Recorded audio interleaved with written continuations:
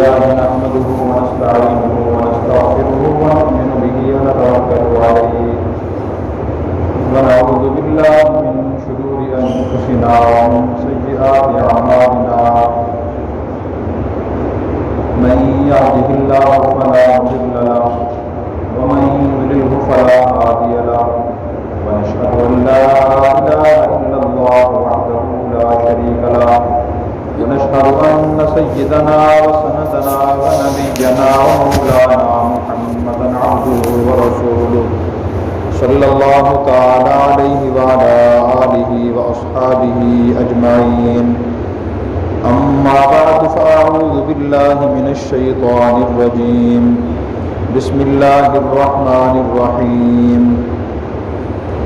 يا أيها الذين آمنوا عليكم أنفسكم لا يضركم من ضل إذا اهتديتم وقال النبي صلى الله عليه وسلم من قال هلك الناس فهو أهلكهم أو كما قال عليه الصلاة والسلام صدق الله مولانا العلي العظيم وصدق رسوله النبي الكريم ونحن على ذلك من الشاهدين والشاكرين والحمد لله رب العالمين۔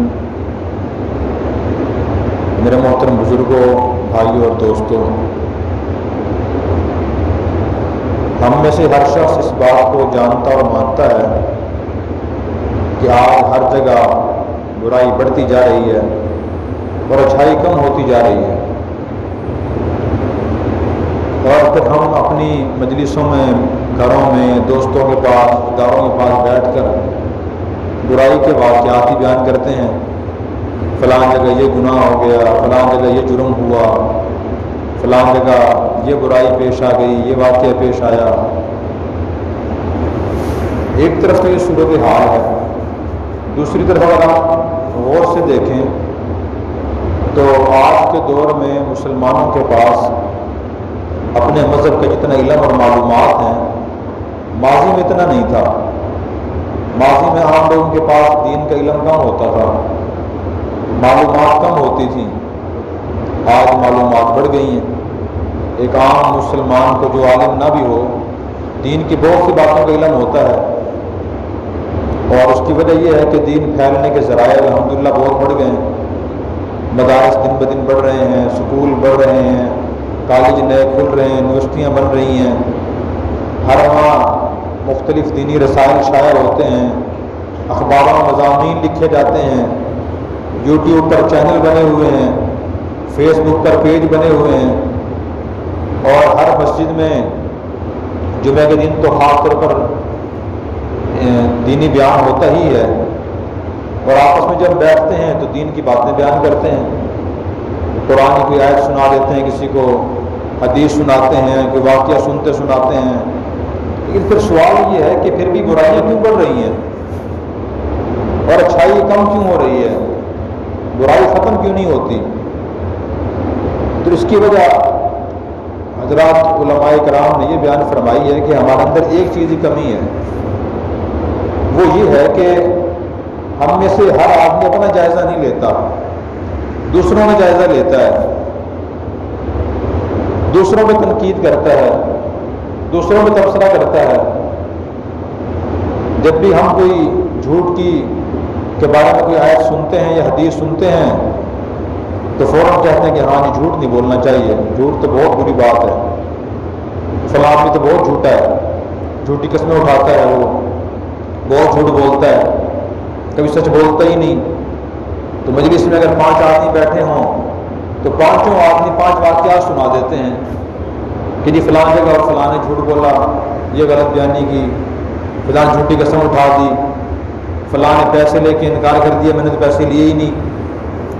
5 واقعات سنا دیتے ہیں، 10 آدمی بیٹھے 10 واقعات سنا دیں گے، لیکن ہر آدمی یہ نہیں دیکھتا کہ میں جھوٹ بولتا ہوں یا نہیں بولتا۔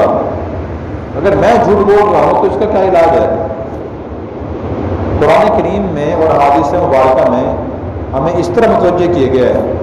میں نے آپ کے سامنے سورہ مائدہ کی آیت نمبر 105 کی تلاوت کی ہے، اس کا ترجمہ تشریح عرض کرتا ہوں۔ اللہ تعالیٰ ارشاد فرما رہے ہیں یا ایھا الذین آمنوا علیکم انفسکم اے ایمان والو تم پر اپنی اصلاح کرنا لازم ہے، اپنے اعمال کی اصلاح، اپنے اخلاق کی اصلاح، اپنے خیالات اور نظریات کی درستگی یہ تم پر لازم ہے۔ لا یضرکم من ضل اذا ہدیتم، اگر تم ہدایت پر آ جاؤ تو لوگوں کی گمراہی تمہیں نقصان نہیں دے گی۔ اگر تم ہدایت پر آ جاؤ تو لوگوں کی گمراہی تمہیں نقصان نہیں دے گی۔ الی اللہ مرجعکم جمیعا، تم سب کو اللہ کے پاس واپس جانا ہے۔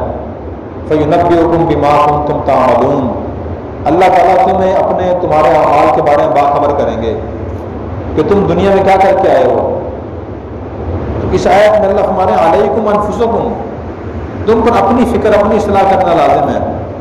قرآن کریم کی ایک اور آیت ہے سورہ تحریم پارہ نمبر 28 میں، اس میں اللہ تعالیٰ نے فرمایا یا ایھا الذین آمنوا قوا انفسکم واہلیکم نارا، اے ایمان والو تم خود کو اور اپنے گھر والوں کو جہنم کی آگ سے بچاؤ۔ پہلے اپنا نام لیا کہ خود کو بچاؤ۔ آگ سے کیسے بچائیں؟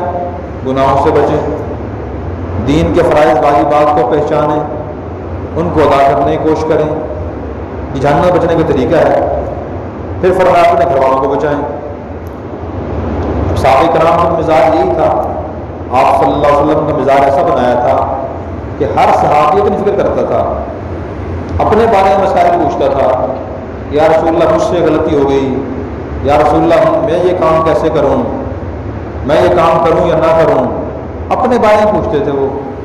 آج صورتحال یہ ہے کہ لوگ ہم سے اور بارے میں مسائل پوچھتے ہیں کہ جی فلاں یوں کرتا ہے، کرنا جائز ہے، فلاں نے یہ بات کہی، یہ صحیح کہی ہے، تو بھائی ہم انہیں کہتے ہیں اپنے مسائل پوچھیں آپ، وہ اس کا مسئلہ ہے، وہ غلط کر رہا ہے صحیح کر رہا ہے اللہ اس سے پوچھیں گے، اس نے خود اپنا جواب دینا ہے۔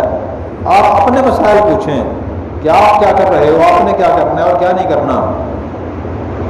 تو صحابہ کرام کے مزاج اپنے بارے میں پوچھتے تھے۔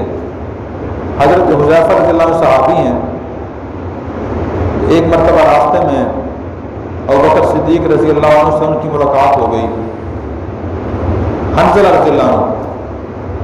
تو حضرت ابوبکر صدیق رضی اللہ عنہ نے پوچھا کہ حنظلہ کیا حال ہے؟ تو انہوں نے فرمایا کہ نافق حنظلہ، حنظلہ تو منافق ہو گیا۔ تو انہوں نے کہا سبحان اللہ ما تقول، بھائی آپ یہ کیا بات کہہ رہے ہیں؟ جو آدمی منافق ہوتا ہے وہ تو منافق تو نہیں کہتا، وہ تو کہتا ہے کہ میں سب سے بڑا مسلمان میں ہی ہوں۔ تو آپ یہ بات کیا کہہ رہے ہیں، کیوں کہہ رہے ہیں؟ تو حضرت حنظلہ رضی اللہ عنہ نے فرمایا کہ میں یہ بات اس لیے کہہ رہا ہوں، جب ہم نبی کریم صلی اللہ علیہ وسلم کے پاس بیٹھتے ہیں، آپ ہمیں جہنم کے، قبر کے، قیامت کے دن کے حالات و واقعات سناتے ہیں، دلی کیفیت اور ہوتی ہے، دل ڈرا ہوا ہوتا ہے، پریشان ہوتا ہے اور آخرت کی طرف متوجہ ہوتا ہے۔ لیکن جب ہم آپ کے پاس اٹھ کر باہر آتے ہیں، اپنے بیوی بچے مصروف ہوتے ہیں، اپنے کھیت میں اور دنیا داری میں مصروف ہوتے ہیں، وہ کیفیت ختم ہو جاتی ہے، نہ ہمیں قبر یاد رہتی ہے، نہ آخرت یاد رہتی ہے، نہ میدان محشر یاد رہتا ہے۔ تو میں سمجھتا ہوں یہ تو منافقت ہے کہ وہاں کیفیت اور تھی، یہاں کیفیت اور ہے۔ تو ابوبکر صدیق رضی اللہ عنہ نے فرمایا کہ یہ کیفیت تو میری بھی ہوتی ہے، جب حضور کے پاس بیٹھتے ہیں، آخرت کی باتیں سنتے ہیں تو دل کی کیفیت اور ہوتی ہے، جب اٹھ کے باہر آتے ہیں تو کیفیت اور ہو جاتی ہے۔ اب مجھے تو نہیں پتہ کہ یہ کیفیت صحیح ہے یا غلط ہے، اور اس سے آدمی منافق ہوتا ہے یا نہیں ہوتا۔ چلو دونوں حضور کے پاس چلتے ہیں اور جا کر آپ سے پوچھتے ہیں کہ یہ کیفیت ہماری کیسی ہے۔ دونوں حضور کے پاس گئے اور جا کر حنظلہ رضی اللہ عنہ نے وہاں بھی یہی بات کہی کہ نافق حنظلہ، یا رسول اللہ حنظلہ تو منافق ہو گیا۔ تو حضور نے فرمایا کہ کیسے منافق ہو گئے؟ تو بتایا جب آپ کے پاس بیٹھتے ہیں، آخرت کی باتیں سنتے ہیں، دلی کیفیت اور ہوتی ہے، جب باہر جاتے ہیں تو کیفیت تبدیل ہو جاتی ہے۔ تو حضور صلی اللہ علیہ وسلم نے ارشاد فرمایا اگر تم ہمیشہ اسی حالت میں رہو جس حالت میں تم میرے پاس ہوتے ہو، اور تم ہمیشہ اللہ کا ذکر کرتے رہو، تم سے فرشتے راستے میں مسافہ کریں گے۔ لیکن ہر وقت تو کیفیت ہونا شرعی لحاظ سے ضروری نہیں ہے۔ ہر وقت اگر وہی کیفیت رہے، دنیا کا نظام کیسے چلے گا؟ تو وہ ہونا ضروری نہیں ہے، اور یہ فطرت کا تقاضا ہے۔ انسان جیسی چیزیں دیکھتا ہے، سنتا ہے، اس کے ویسے خیالات اور کیفیت ہوتی ہے۔ جب تم یہاں بیٹھتے ہو آخرت کی باتیں سنتے ہو تو آخرت یاد آتی ہے، جب تم میرے پاس سے باہر جاتے ہو اور دنیا کام کرتے ہو کیفیت تبدیل ہو جاتی ہے۔ تو حضور نے فرمایا یہ ٹھیک ہے، یہ منافقت نہیں ہے، البتہ کبھی کبھی اور وقتاً فوقتاً وہ آخرت والی کیفیت پیدا ہوتی رہنی چاہیے۔ تو دیکھیں صحابی نے اپنے بارے میں پوچھا ہے کہ میری کیفیت تبدیل ہوتی ہے، اپنے بارے میں کہنے مطلب منافق ہو گیا، یہ نہیں کہا کہ لوگ منافق ہو گئے ہیں، لوگ غلط چل رہے ہیں۔ نبی کریم صلی اللہ علیہ وسلم نے پھر اس بارے میں وعید بھی ارشاد فرمائی ہے۔ آپ نے ارشاد فرمایا کہ من قال اهلك الناس فهو اهلكهم، کہ جو مسلمانوں کو حقیر سمجھتا ہے، ہر وقت تان و دشنی کرتا ہے اور تنقید ہر وقت کرتا رہتا ہے، کہتا ہے کہ لوگ تو ہلاک ہو گئے، لوگ تباہ ہو گئے، لوگ برباد ہو گئے، لوگ تو بہت غلط کام کر رہے ہیں، لوگ تو بہت گناہ کر رہے ہیں، یہ کہتا رہتا ہے فهو اهلكهم، تو ان میں سب سے زیادہ ہلاک ہونے والا، بدتر برباد ہونے والا وہ شخص خود ہے۔ اس لیے ایک تو ہمیں اس طرز عمل سے بچنے کی ضرورت ہے کہ ہم کسی کے خلاف زیادہ تبصرے، تنقید، باتیں نہ کریں۔ بعض لوگوں کا معاشرے مزاج یہی ہے، لوگوں کے عیوب تلاش کرنا، ان پہ ہنسنا، مذاق اڑانا اور ان کو پھر بیان کرنا مزے لے لے کر۔ تو دیکھیں یہ خطرناک چیز ہے، غلط چیز ہے۔ وہ جب خود اگر سے کچھ ہوتے رہے ہیں اس سے، لیکن یہ اللہ رسول کی تعلیمات کے خلاف ہے۔ نبی کریم صلی اللہ علیہ وسلم نے ایسے آدمی کے لیے بڑی سزائیں بیان کی ہیں، مذاق اڑانے کی، عیب تلاش کرنے کی، کسی پر ہنسنے کی بڑی سخت سزائیں بیان کی ہیں۔ آپ نے یہاں تک فرمایا کہ جو آدمی کسی مسلمان کا راز فاش کرتا ہے، اللہ اس کے راز فاش کرتے ہیں، جو کسی کے عیب ظاہر کرتا ہے، اللہ اس کے عیب ظاہر کرتے ہیں، اور جو لوگوں پہ ہنستا ہے اللہ تعالیٰ اس پہ لوگوں کو ہنساتے ہیں۔ اس لیے اپنی طرف متوجہ ہونا نہایت ضروری ہے کہ حالات میں اپنی فکر کرے۔ اور قبر میں بھی ہم سے اپنے بارے میں سوال ہوگا، فرشتہ پوچھے گا من رب، آپ کا رب کون ہے؟ ما دینک، آپ کا دین کیا ہے؟ من نبیک، آپ کے نبی کون ہے؟ اپنے بارے میں پوچھا جائے گا۔ یہ نہیں پوچھا جائے گا کہ آپ کے پڑوسی کا رب کون تھا، آپ کے فلاں رشتہ دار کا دین کیا تھا، آپ کے محلے والوں کا نبی کون تھا، اپنے بارے میں پوچھا رہے گا۔ جس نے یہاں ان تینوں کو پہچانا ہوگا، اللہ کو پہچانا، اللہ کے نبی کو پہچانا، ان کی سیرت پڑھی، ان کے حالات پڑھے، خود کو بنانے کی کوشش کی ویسا، اور دین کو پہچانا اس نے، وہ صحیح جواب دے گا۔ جس نے اللہ کی ذات و صفات کو پہچانا ہی نہیں، دین پڑھا ہی نہیں اور نبی کو نہیں پہچانا، وہ وہاں جواب نہیں دے سکے گا۔ اپنے بارے میں سوال ہوگا اور اس کا ہمیں جواب دینا پڑے گا۔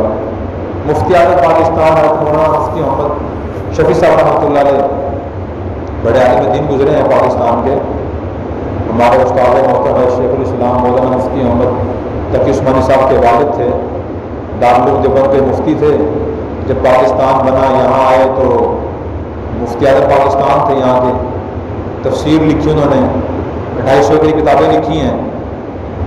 تو ان سے ایک آدمی نے مسئلہ پوچھا کہ حضرت یہ بتائیں یزید جنتی ہے یا جہنمی ہے؟ تو انہوں نے فرمایا کہ میں تو دیکھ کے نہیں آیا ایسے کہ وہ جنت میں ہے جہنم میں، مجھے معلوم نہیں۔ پھر اس نے کہا کہ یہ بتائیں کہ وہ نیک تھا یا برا انسان تھا؟ تو مفتی صاحب نے فرمایا کہ بھائی مجھے تو اپنی فکر ہے، پتہ نہیں اللہ کے ہاں نیک لکھا ہو یا برا لکھا ہو۔ پھر انہوں نے اس بارے میں قرآن کریم کی ایک آیت سنائی، وہ پہلے پارے کی آخری آیت ہے، بڑی اہم آیت ہے اور وہ اسی موضوع سے متعلق ہے۔ اللہ تعالیٰ نے فرمایا تلک امۃ قد خلت لہا ما کسبت ولکم ما کسبتم، جو پہلے امتیں گزر گئی ہیں ان کے اعمال ان کے ساتھ اور تمہارے اعمال تمہارے ساتھ، ولا تسألون عما كانوا يعملون، جو ان کے اعمال تھے اللہ تعالیٰ ان پر بارے میں تم سے نہیں کچھ سوال کریں گے کہ بتاؤ وہ لوگ اچھے تھے یا برے تھے اور انہوں نے اعمال اچھے کیے تھے یا برے کیے تھے۔ تم سے تمہارے اپنے اعمال کے بارے میں سوال ہوگا کہ بتاؤ آپ نے زندگی کیسے گزاری ہے، آپ کے اعمال کیسے تھے۔ اس لیے جہاں بھی کوئی ایسا دوست، کوئی رشتہ دار، کوئی ملنے والا تبصرہ کر رہا ہو، دوسروں کے خلاف تنقید کر رہا ہو، تو اس کی حوصلہ شکنی کریں، اس کی حوصلہ افزائی نہ کریں کہ ہاں بالکل آپ ٹھیک کہہ رہے ہیں، وہ آدمی ایسا ہی ہے، وہ جماعت ایسی ہے، وہ پارٹی ایسی ہے۔ اور خاص طور پر وہ مسلمان جس نے دین کی بنیادی چیزیں سیکھی نہیں، جس نے نماز کے مسائل نہیں سیکھے، نماز کے فرائض کون سے ہیں، شرائط کون سی ہیں، واجبات سنتیں کون سی، اسے یہ پتہ نہیں ہے، اسے وضو کے فرائض کا نہیں پتہ، اسے بنیادی اخلاق کا نہیں پتہ، اسے طہارت اور استنجا کے بنیادی مسائل کا نہیں پتہ، لیکن ہر وقت اس میں تنقید کرتا رہتا ہے، اس سے کوئی جواب نہیں ہے۔ اس لیے اپنی طرف رخ موڑنے کی ضرورت ہے۔ اولیاء اللہ نے خاص طور پر غزالی رحمۃ اللہ علیہ نے اپنی اصلاح اور اپنی فکر پیدا کرنے کے لیے 3-4 چیزیں بیان فرمائی ہیں۔ ایک چیز تو یہ بیان فرمائی کہ ہر مسلمان روزانہ صبح اٹھ کر یہ اپنی زبان سے کہے، اللہ تعالیٰ سے معاہدہ کرے کہ یا اللہ میں آج سارا دن انشاءاللہ کوئی گناہ نہیں کروں گا، نہ زبان سے، نہ آنکھ سے، نہ کان سے، نہ ہاتھوں سے، نہ کوئی گناہ نہیں کروں گا۔ نمبر 2، جو میرے ذمہ اللہ اور بندوں کے حقوق میں سارے ادا کروں گا، زبان سے بھی کہے، اللہ سے معاہدہ بھی کرے۔ بندوں کے حقوق کیا ہے؟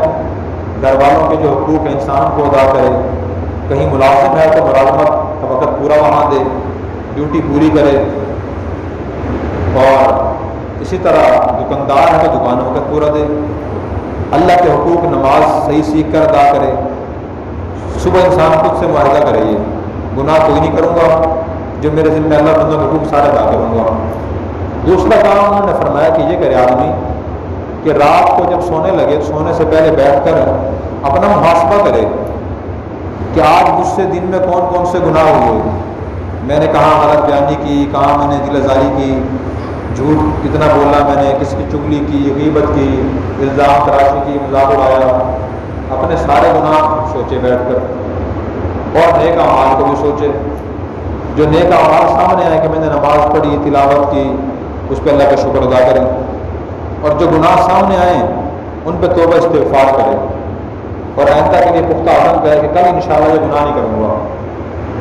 اگر آدمی چند ہفتے یہ کام کر لے تو امام حسین رحمۃ اللہ نے فرمایا کہ ولی اللہ بننا شروع ہو جائے گا۔ وہ